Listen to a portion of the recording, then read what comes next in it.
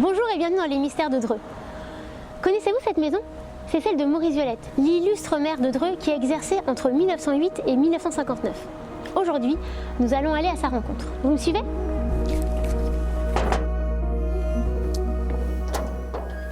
Bonjour Alice, je vous attendais. Bonjour. Je vous fais visiter. Regardez comme mon jardin est agréable. Magnifique. Oui, ne perdons pas de temps, montons dans mon bureau.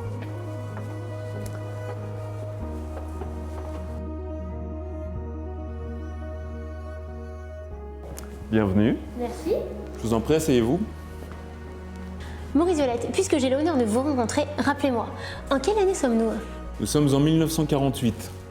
Et à votre arrivée, j'étais en train d'écrire le discours que je dois prononcer pour l'inauguration à Chartres du monument en hommage à mon ami Jean Moulin. Ah, un exercice bien difficile.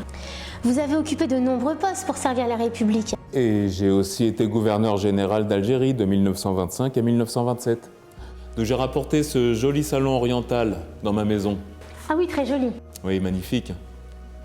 Mais vous savez, le mandat qui m'a toujours tenu le plus à cœur, c'est d'être maire de Dreux. J'étais à mon 6e mandat quand le régime de Vichy m'a révoqué en 1940. J'ai dû quitter ma ville. Mais dès que j'ai pu, j'y suis revenu en 1944 pour reprendre mon poste de maire. Et je ne l'ai plus quitté. Très bien, et c'est justement à votre fonction de maire que nous allons nous intéresser.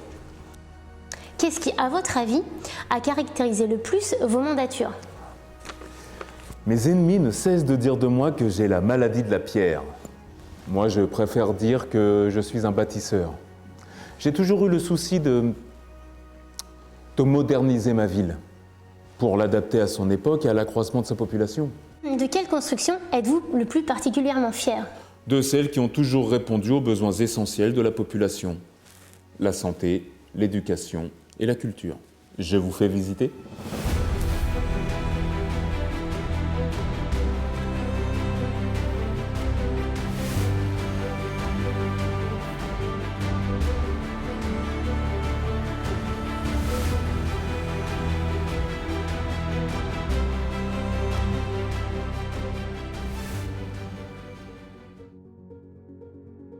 La santé a toujours été au cœur de mes préoccupations, par exemple. Et il m'a très tôt semblé nécessaire de doter Dreux, bien qu'elle ne comptât que 10 000 habitants à l'époque, d'un hôpital moderne, avec des services de pédiatrie, de radiologie, de chirurgie, rares à l'époque. Mais surtout après. Quand l'épidémie de tuberculose a commencé à se propager, mon plus grand projet fut la construction d'un préventorium.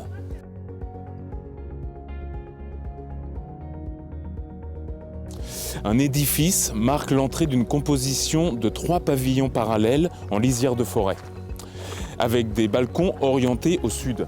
Ainsi, les malades étaient entourés d'arbres, de grandes pelouses, de massifs fleuris. Nous sommes sur le plateau nord des Bas-Buissons. L'édifice a été érigé entre 1928 et 1932 par les architectes Georges Bonnier et André Sarru. Et à la fin des années 30, il a été transformé en sanatorium et a accueilli des centaines de patients. Si je dois continuer l'inventaire des constructions dont je suis fier, je parlerai aussi de la cité des Rochelles.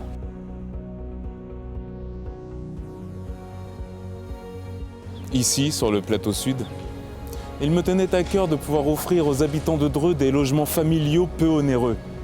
Et nous avons fait le choix de maisons jumelées, toutes dotées d'un jardin. Évidemment, dans ma liste de fierté, l'éducation étant indispensable à un projet républicain, je mentionnerai aussi l'école Ferdinand Buisson.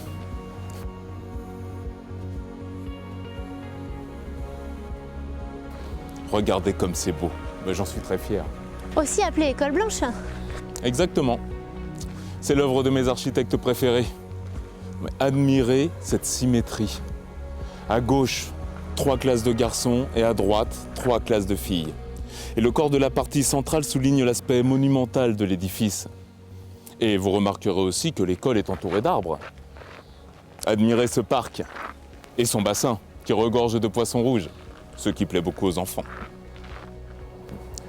Comme je n'imagine pas l'éducation sans culture, j'ajouterai à cette liste la salle des fêtes, ici, place Mézirard.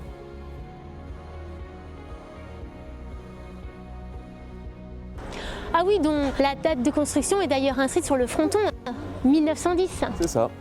Une salle moderne d'environ 500 places avec une scène, un balcon, des coulisses spacieuses. Un décorum très napoléonien.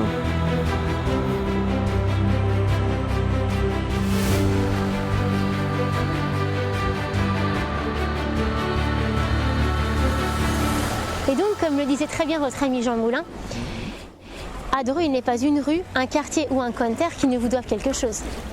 Et c'est le plus beau compliment qu'on puisse me faire.